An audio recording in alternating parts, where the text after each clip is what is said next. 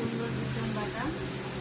দেখুন এগুলো সুন্দর ভীষণ, দেখুন ভালো করে, এগুলো হচ্ছে সুন্দর ভীষণ। এগুলো আমি ছাড়িয়ে নিয়েছি, দেখুন এরকম করে ছাড়িয়ে নিতে হবে। ছাড়িয়ে দিলেই পুরো বীজ বেরিয়ে যাবে।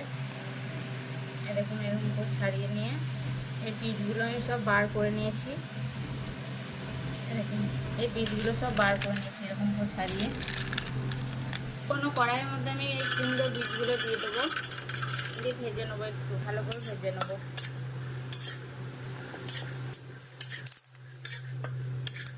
দেখুন এগুলো ফুলে বড় বড় হয়ে গেছে, কি সুন্দর লাগছে দেখতে।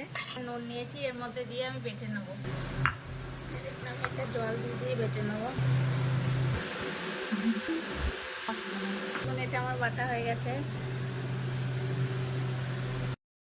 রোজ একটা ভিডিওতে টিপস দেবো, তো আপনাদের যদি কারো চুল পড়ে যায় তো ভাতের ফেলে দেওয়া ফ্যানগুলো আপনারা চুলের মধ্যে লাগিয়ে নেবেন স্নান করার 10 মিনিট আগে। তারপর শ্যাম্পু দিয়ে চুলটা ধুয়ে দেবেন, দেখবেন চুলটা একদম বন্ধ হয়ে যাবে, চুল ঘন হয়ে যাবে।